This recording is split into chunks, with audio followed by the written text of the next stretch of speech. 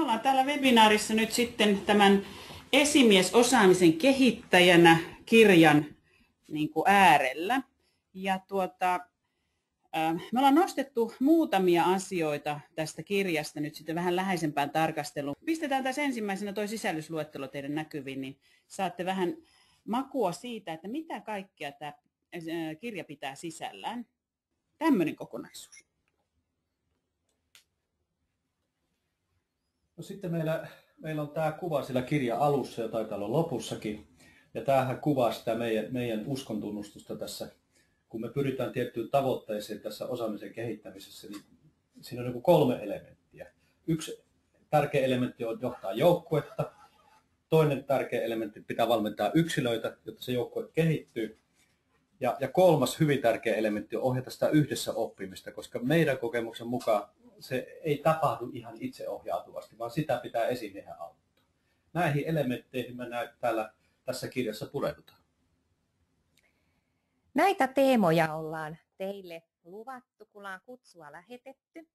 Eli käydään läpi sitä, että millainen on hyvä oppimistukeva keskustelu, mitäs palaverin kehittäminen, kehittyvä palaveri tarkoittaa ja miten ylipäätään niin kuin esimies sitä ryhmäänsä tukee ja innostaa oppimaan. Me katsotaan näitä sen oppimisen ja kehittämisen silmälasia ja väljästi tarkastellaan. Kirjassa löytyy toki sitten enemmän ja jo näitä teemoja miettiessäni huomasin, että se ajattelu koko ajan kehittyy ja oikeastaan teidän ajattelusta nyt ihan mielellämme kuulisimme kohta. Näistä teemoista sen verran vielä sanon, että me käydään tätä sillä tavalla, että meille kullekin on tässä nyt 5 minuutin teema. Ja sen jälkeen me käydään 5 minuutin keskustelu. Samassa yhteydessä vastataan myöskin teidän lähettämiin kysymyksiin. Mutta te tuutte kuulemaan niin kuin tavallaan 5 minuutin alustus plus 5 minuutin kysymyksiä, keskusteluja ja taas vastaavasti se alustus. Mutta nyt siihen kyselyyn, jonka lupasin teille laittaa. Ja meitä kiinnostaisi tietää, että miten koet, että mikä se esimiehen tärkein keino tai tapa sitä osaamista olisi kehittää. Ja kun vastaat tähän kohta ruudulla näkyvään kyselyyn, niin ajattele nimenomaan sitä omaa organisaatiotasi, ajattele tätä hetkeä ja valitse vain yksi näistä vaihtoehdoista. Siellä vaihtoehdoissa on kohta näkyy nämä siellä ruudulla teillä. Joo, nyt laitetaan näkyviin.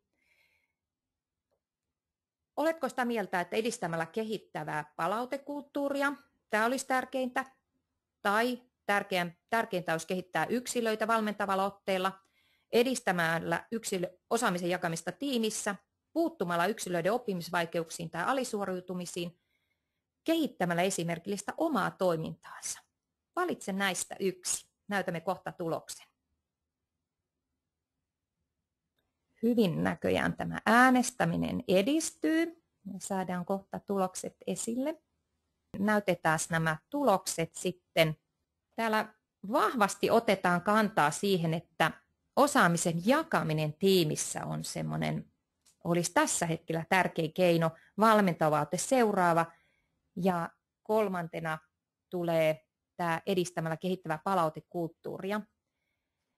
Esimerkillisyys saa myöskin jonkin verran ääniä, mutta tästä joukosta ei löytynyt ketään, joka olisi ensisijaiseksi keinoksi nostanut tämän yksilöiden oppimisvaikeuksiin tai alisuoriutumiseen puuttumisen. Hei, kiitos tästä äänestyksestä. Nyt lähdetään näihin teemoihin tarkemmin. Ja ihan ensimmäisenä teemana täällä nostetaan tämä, miten se keskustelu sitä oppimista tukee. Keskustelujahan on monenlaisia, on hyviä keskusteluja, huonoja keskusteluja. Nyt ajatellaan, mikä on sitä oppimista tukeva hyvä keskustelu. Haluaisin ensin siteerata edellisen kirjan Onnistu palautteessa kirjan 3. kirjoittajaa Salorannan Paulaa, joka sanoo, että ei ole johtamista ilman kohtaamista. Ja kaikki ne kohtaamiset, mitä siellä arjessa on, oli ne tällaista normaalia työyhteisövuorovaikutusta, esimies-alaistapaamisia niin kahvipöydässä, käytävällä, oven suussa, nopeasti työpöydän ääressä, niin kaikilla niillä on merkitystä oppimisen kannalta, jos esimies tämän itselleen tärkeäksi tehtäväkseen ottaa. Sen lisäksihän meillä on työyhteisössä paljon suunniteltuja keskusteluja, joissakin enemmän, toissa vähemmän, mutta voi sanoa ainakin meidän kokemuksesta, että kyllä suurimmassa osassa organisaatioita jo vähintään jollakin tavalla kerran vuodessa tämä kehityskeskustelukierros vedetään läpi.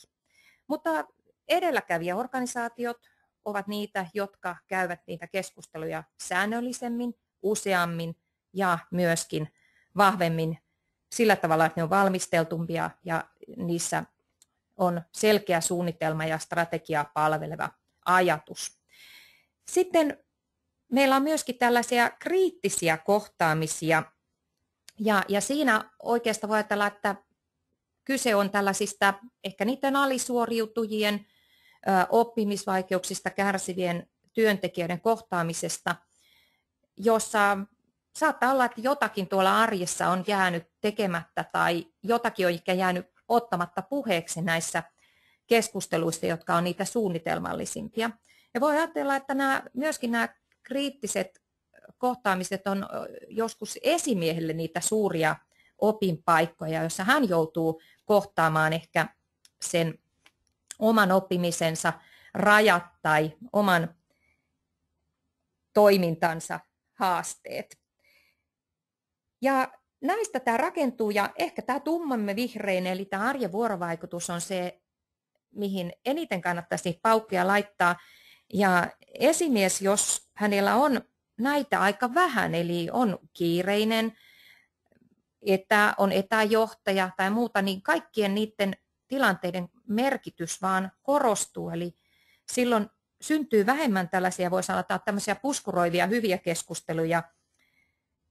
Ja näiden kriittisten kohtaamisten täytyy sitten onnistua entistä paremmin. Sitten kun katsotaan, että mistä se voi syntyä tällainen hyvä oppimista tukeva keskustelu, niin ajattelemme niin, että aina kun me puhutaan työelämässä oppimisesta, niin kyllähän se pitäisi olla muutakin kuin ihan sen tiedon lisäämistä.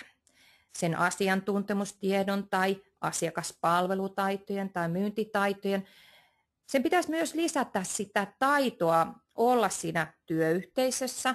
Sen pitäisi myös lisätä sitä taitoa kenties priorisoida toimintaansa, suunnitella, oppia jotakin omasta ajankäytöstään, koska ilman niitä taitoja työelämässä ei oikein enää pärjää, eikä välttämättä se oma markkina-arvo pysy hyvänä, ja se on myös yksi esimiehen tehtävä, pitää huolta sen työntekijän hyvästä markkina-arvosta, jos tällaista sanaa nyt sallitaan tässä käytettävän.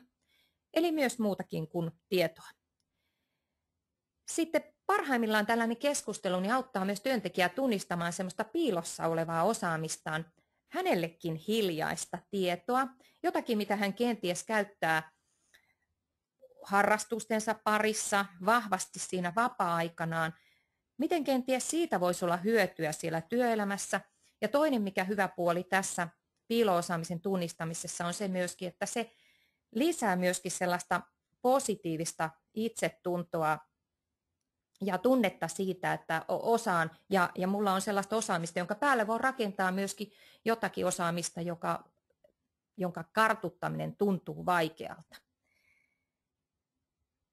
Sitten ihan niin kuin palautteessa niin on tärkeää puhua havainnoista ja toiminnasta, mutta kun me mennään oppimiseen, niin olisi tosi tärkeää myöskin pyrkiä sen esimiehen kehittämään sen työntekijän itsearviointitaitoja. Puhutaan reflektiosta, puhutaan siitä, että millä lailla minä toimin tietyssä tilanteessa ja oikein asiantuntijaksi kehittynyt työntekijä pystyy ikään kuin helikopteriperspektiivistä samanaikaisesti katsomaan sitä omaa toimintaansa ja arvioimaan, että ahaa, näinpäs minä tässä teenkin ja mihinkäs mä tällä kysymyksellä nyt oikein pyrin, ei pelkästään jälkikäteen, vaan myöskin siinä itse tilanteessa toimien. Eli näiden itsearviointitaitojen kehittäminen on yhtä lailla tärkeää kuin sitten se, että puhutaan tosiaan siitä, mitä näkyvästi näkyy ja mitä oikeasti on tapahtunut. Jos ajatellaan, että se keskustelu on sitä kohtaamista, niin siihen liittyy myöskin 3 muuta kovaa koota sen kohtaamisen lisäksi. Siinä on tämä kuuntelu, jossa parhaimmillaan kohdataan ihminen, kun häntä tosiaan kuunnellaan. Siinä kysytään, tästä on suurimmaksi osaksi kyse valmentavassa otteessa, se on tärkeää siinä. Ja sitten siinä toisaalta kerrotaan ja kerrataan myöskin sitä, miksi tämä tehtävä on olemassa, miksi tämä koko organisaatio on olemassa, mitkä on ne tavoitteet ja mitkä on kulloisetkin painopisteet. Tällaisia ajatuksia keskustelusta.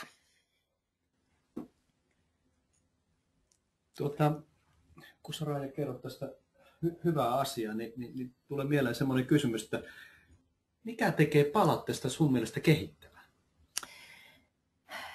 Joo, siinä pitäisi näkyä se työntekijän potentiaali, sen mahdollisuudet kehittyä. Ja jos ajatellaan, että se on kehittävä, niin sen työntekijän pitäisi myös napata siinä pallo itselleen. Eli hänen pitäisi oivaltaa jotakin omasta toiminnastaan ja hänen pitäisi sitoutua kehittymään. Ja sitten sen tietysti täytyisi pohjautua siihen, että mitä ollaan kehittämässä. Eli me tuossa puhutaankin onnistupalautteessa kirjassa siitä feed up, feed back ja feed forward ajatuksesta, niin että se pohjautuu johonkin ja sitten siinä myöskin sovitaan jotakin, vähän niin kuin kehityskeskustelussa, eikö vaan pitäisi sopia? Tällainen tulee mieleen. Mitäs Päivi, mitä lisämietteitä sulle tulee tästä?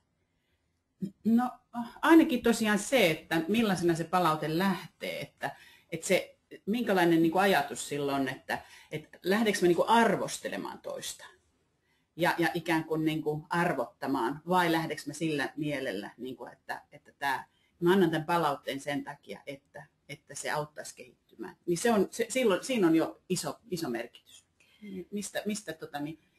Millä asenteella se lähtee? Joo, mä jotenkin huomaan tässä, kun tekee paljon coachinakin töitä ja kohtaa näitä esimiehiä, niin kaikkia työntekijöitä ei ole helppo kohdata. Ja sitten siihen, jos se kohtaaminen on jollakin tavalla vaikea, silloin jos ei mennä henkilökemiankin taakse, mutta usein on jostakin muusta kysymys, niin jos se kohtaaminen on vaikea, niin silloin siihen saattaa tulla vähän jotenkin semmoista vaikka arvostelevaakin otetta ja vähän semmoista vallankäyttöasetelmaa. Eli se kohtaaminen on kuitenkin sitten sen kaiken perusta. Ja vaikka siellä olisikin taustalla jotain semmoista, että ei ihan toimikaan tämä kohtaaminen, niin silti se palaute. Joo. Eli että se ei olisi sitä arvostelevaa, vaan se olisi nimenomaan sitä kehittävää. Joo. Ja se voi vaatia aika paljon esimerkiksi. Yksi elementti siihen varmaan liittyy sekin, että jos on työyhteisö, jossa on tämmöinen palautetyhjiö ollut pitkään, ja sitten kun ruvetaan sitä palautetta antaa niin kuin kehittävässä mielessä, niin ihmiset tarvii vähän aikaa sitä altistusta, että ne tottuu siihen. Että se kulttuuri muuttuu, että sitä palautetta rupeaa tulemaan, koska kaikki siitä pitää sitä tärkeänä, mutta jos on ollut semmoinen tyhjiö, niin herkästi se alussa ihan kehittäväkin palaute, niin osa ei tiedä oikein, miten siihen pitäisi suhtautua. Ja se voidaan kokea arvostelevana, vaikka se on tarkoitettu niin kuin ihan muuksi. Joo. Et molempien osapuolten pitäisi niin kuin tottua siihen. Ja jotenkin kuvittelisit, että siitä kai pitäisi vähän olla hyötyä. Ja niin, nimenomaan. Joo. Hyvä, eli hyödyllistä palaute, kehittävä palaute ainakin pitäisi olla hyödyllistä. Joo, mutta hei, siirrytäänpäs katsomaan vähän palaverin maailmaa ja nyt annan sitten puheenvuoron Jormalle. Kiitos. Tässä on yksinkertainen kuva kehittävästä palaverista ja siinä on oikeastaan nyt muutama tärkeä elementti. Yksi on se aikaelementti, eli oikea reuna tuleva, vasen reuna mennyt ja sitten tämä yläosa, jossa puhutaan porukan osallistamisesta ja alaosa, jossa puhutaan yksisuuntaisesta viestinnästä. Nämä asiathan on aika tuttuja, siis tuolla vasemmassa alanurkassa esimies kertoo, missä mennään, oikeassa se kertoo, minne me ollaan menossa, miksi juuri sinne, vasemmassa ylänurkassa, no miksi me onnistuttiin, mitä me voitaisiin siitä oppia, ja oikeassa ylänurkassa, miten me päästään niihin tavoitteisiin, mitä meidän pitää kehittää ja oppia, että me pystytään pääsemään tavoitteisiin ja onnistumaan. No tämä ei ole kenellekään varmaan mitään uutta, mutta noin Siperia opettamana, niin ehkä se tulee tässä seuraavassa. Eli kun klikataan kerran, sinne tulee, mihin tätä aikaa pitäisi käyttää. Ja monta kertaa se ajankäyttö on, joka sakkaa. Ja yksi elementti on se, että totta kai pitää kertoa, missä mennään, mutta paljonko siihen kannattaa käyttää aikaa. Ja siihen ei kannata kaikkea aikaa esimiehen käyttää. Sitten mennään eteenpäin.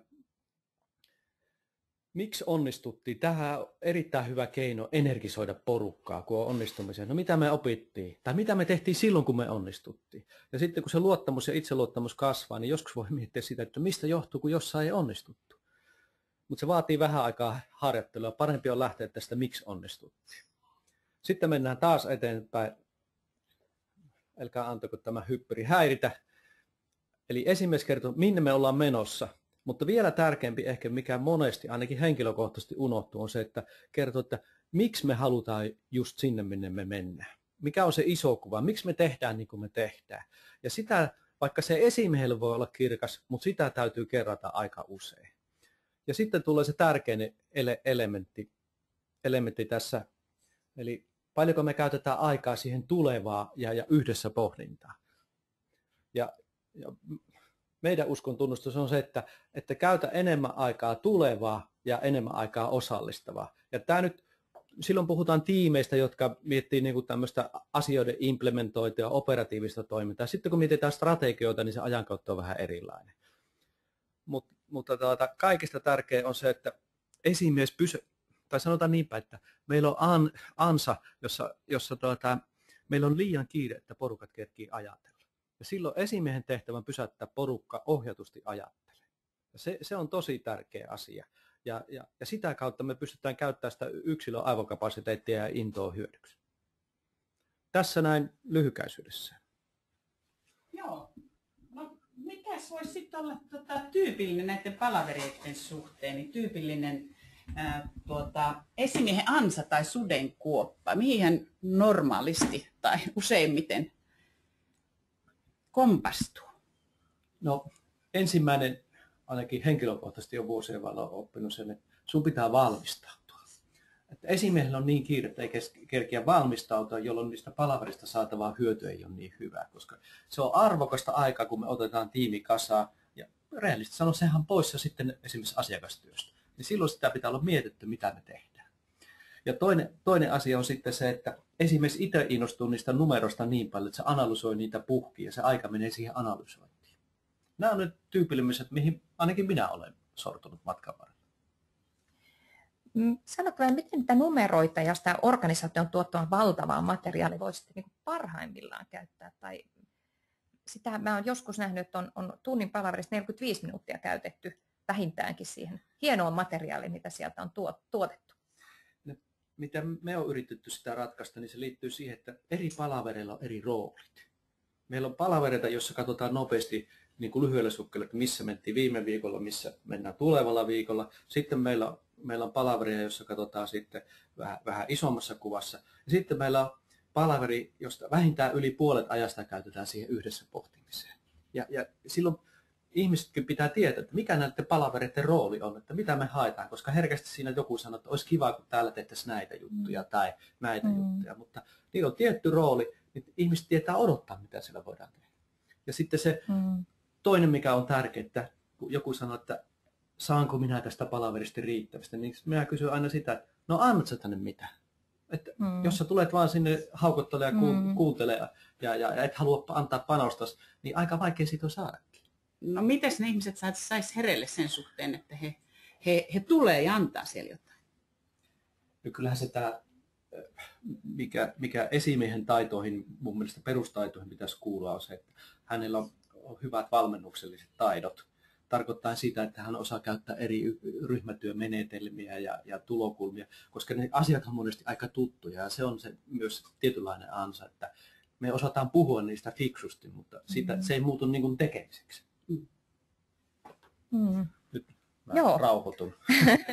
Joo, koska me päästiin hirveän luontevasti nyt sitten tähän, että no miten se esimies sitä tiimiä voi innostaa. Ja yksi keino on nämä hyvät palaverit, hyvät kehittävät arjen palaverit. Ja siellä oikeastaan pääsee tekemään myös sitä osallistamistyötä.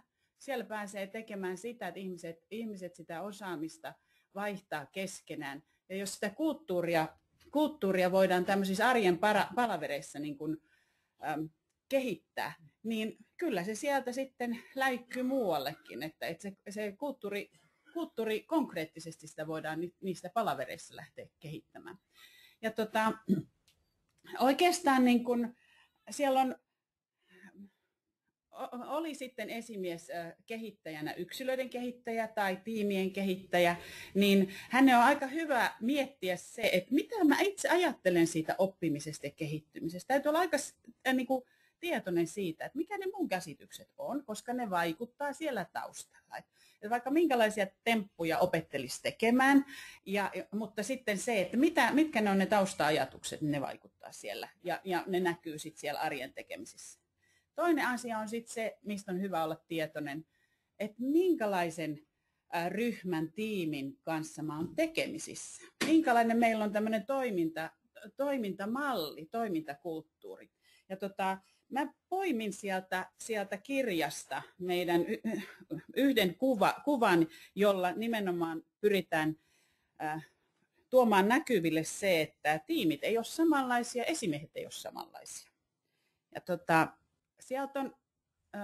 siellä on otettu 3 erilaista tämmöistä niin kuin toimintakonseptia tai toimintakulttuuria tai toimintamallia, jossa esimiehen rooli on vähän erilainen. Se kuvataan tällä esimiehen mottona. Ja sitten siellä sen työntekijän päätehtävä on vähän erilainen näissä eri toimintamalleissa tai toimintakonsepteissa. Samaten osaamisessa korostuu vähän eri asiat. Ja se, että mitä on keskeistä oppimisessa, niin se on vähän erilaista. Ja nämä on vähän karkeita malleja, mutta toivottavasti niin kuin auttaa hahmottamaan sitä, että tätä kehittämisen, oppimisen, osaamisen maailmaa erilaisissa toimintakulttuureissa. Ja ensimmäisessä toimintakulttuurissa, joka on tämmöinen, joka keskittyy tähän suoritus- ja kilpailukyvyn ylläpitämiseen niin kuin aika tiukasti, esimiehen motto voisi olla näille alaisille, että no keskittykää nyt vaan noudattamaan ohjeita, älkääkä kyselkö. Ja tässä on työntekijän päätehtävä on se työn suorittaminen, se voi olla aika ositettua se työ. Ja osaamisessa korostuu noviisi, tämmöinen suorittaja, joka tarkoittaa sitä, että ei sen tarvitse paljon ajatella näitä asioita, vaan asiat se tekee niin kuin sen on käsketty tehdä. Ja oikeastaan parempi, ettei se ihan ajattele, koska se voi mennä niin kuin tekemään siellä jotain virheitäkin sitten. Ja riittää oikeastaan, että hän toistaa sen, mitä hänelle on sanottu. Tällainen toistava oppiminen on ihan ok. Ja tämä voi näyttää karrikoidulta niin kuin esimerkiltä, mutta kyllähän tämmöistä semmoisissa hyvin konseptoituneissa niin kuin yrityksissä, missä kaikki on niin kuin jotenkin standardoitu ja halutaan, että sieltä saa hyvin tasalaatuista palvelua ja tuotetta, niin kyllä tämmöisiä piirteitä on tunnistatte varmaan, eikö vaan? Ja tämä voi olla niin kuin tavallaan ihan suunniteltu, harkittu toimintamalli ja toimintatapa. Ja sitten oikeastaan vähän vaativampaa on sitten tämä seuraava toimintakulttuuri, joka on tämmöisen jatkuvan parantamisen toimintamalli. Eli täällä esimiehen motto voisi sitten olla, että no tehdään nyt yhdessä parannuksia tähän toimintaan koko ajan. Pikkuhiljaa tehdään pieniä parannuksia ja on tärkeää, että ihmiset on mukana siinä niiden ongelmien näkemisessä ja ratkaisemisessa. Eli kaikille on vastuuta siitä kehittämisestä pienin askelin. Ja osaamisessa korostuu sitten tämmöinen ammattilainen pätevä. Semmoinen henkilö, joka osaa jo asettaa itselleen tavoitteita siihen omaan työhön ja pystyy niin kuin tavoitteellisesti toimimaan. Kaikkia ei tarvitse ihan yksityiskohtaisesti avata auki, että mitä tarkoittaa. Ja sitten siinä oppimisessa, kun ihmistä perehdytetään, koulutetaan, niin on tärkeää, että nämä ihmiset ymmärtää sen, mitä he tekevät, koska tämän ymmärryksen varassa on mahdollista myös tehdä niitä kehittämistoimenpiteitä ja säädellä sitä työtä. Ja tämä, niin kuin huomaatte, aika lailla kuitenkin erilainen kuin tuo ensimmäinen toimintamalli. Ja kolmas toimintamalli on sitten semmoinen, joka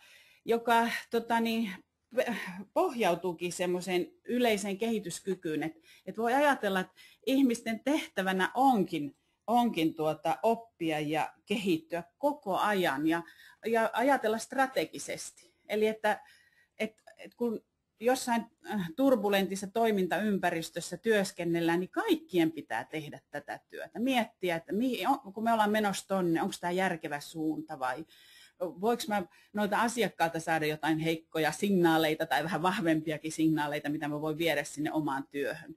Ja tässä ei ole enää kyse semmoisesta pienestä hienosäädöstä, vaan voi olla, että sieltä ihmiset osallistuu siihen semmoiseen, että niin kuin suunnan hakemiseen ja luomiseen, jos ollaan semmoisessa ympäristössä, että ei ole selkeitä niin kuin tulevaisuuskuvaa.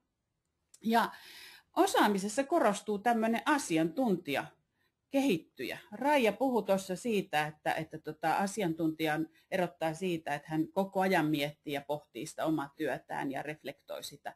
Niin tässä voi ajatella, että kaikki on tietyllä tavalla tämmöisiä asiantuntijoista ja strategisia ajattelijoita, kun esimiehen motto on tosiaan opitaan näkemään laajasti erilaisia kehittymismahdollisuuksia. Ja se, että siinä oppimisessa on keskeistä, tämmöinen luova oppiminen. Yhdessä kehitetään asioita ja haetaan uutta suuntaa. Et oikeastaan niin kuin esimiehen olisi hyvä tunnistaa, että minkälaisessa toimintakonseptissa minä teen työtä, niin miten se mun ajattelu, onko se tähän malliin sopivaa. Että ei ainakaan toimi jarruna siellä, niin kuin kehityksen jarruna. Tämä varmaan herätti teissäkin kysymyksiä, niin kuin toivottavasti nämä edellisetkin, ja olkaa hyvä tosiaan, laittakaa niitä vaan tulemaan, mutta mun tekee mieli nyt tässä kyllä Päiviltä kysyä ihan tämmöistä elävästä elämästä, että kun kuitenkin samassa tiimissä on helposti niin kuin monenlaista osaamis- ja oppimistarvetta, niin miten silloin esimies toimii? Miten se? Joo. Itse asiassa tosiaan moni varmaan tunnistaa siitä, että tästä kuviosta, että on sitä, että siellä on semmoisia asioita, jossa nyt vaan noudatetaan ohjeita. Siellä on sellaisia asioita samassa tiimissä, johon on mahdollista tehdä pieniä parannuksia. Ja sitten siellä on semmoisia asioita, joissa on niitä huikeita kehittämismahdollisuuksia.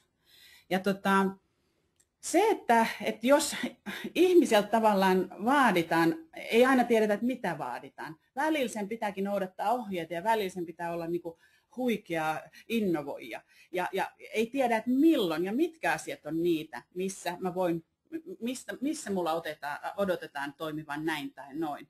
Niin silloinhan ihminen on niin kuin aika hukassa. Eli että tämä pitäisi myös niin kuin olla aika kirkkana esimiehen mielessä, mitkä on niitä asioita meillä, jotka nyt vaan on näin ja ne vaan täytyy tehdä näin. Ja viestittää se myös niille alaisille.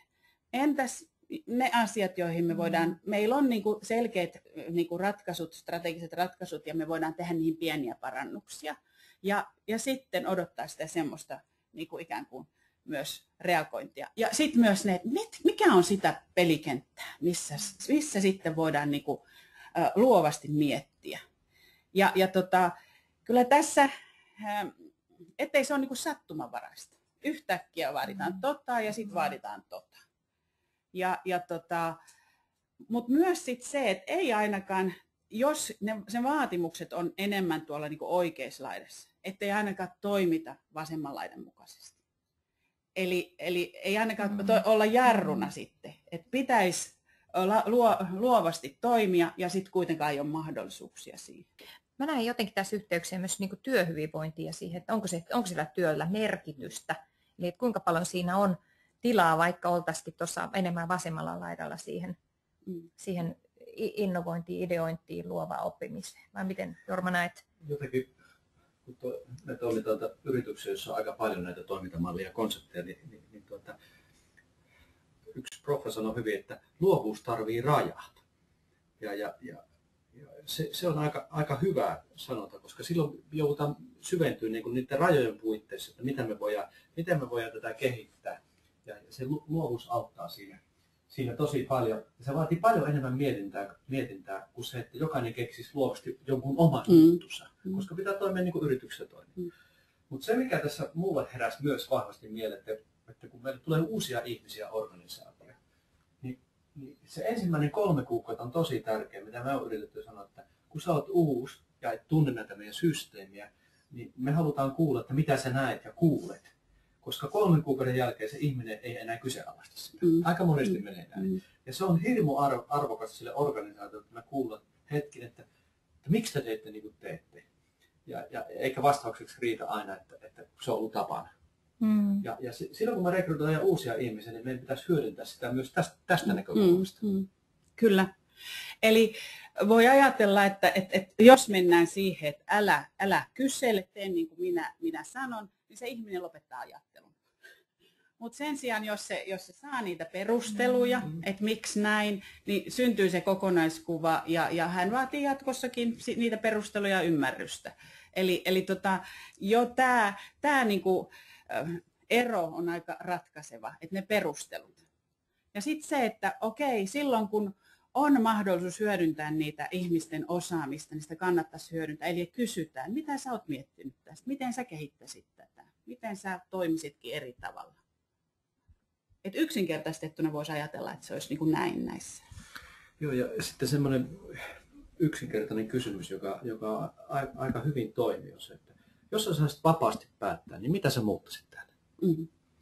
Ja voi olla, että hänen näkökulmansa uudella työkielellä tai kokeilma voi olla joskus vähän kapea, mutta se on arvokasta tietoa, että me ihmiset niin kuin sanoo sitä mielipiteessä. Ja ainahan se ei johda muutoksiin, mutta esimerkiksi kannattaa kyllä sitä aika paljon hyödyntää. Ja toisaalta sitten myös perustella, että miksi tämä ei mennytkään niin kuin... Sinä olit... Niin.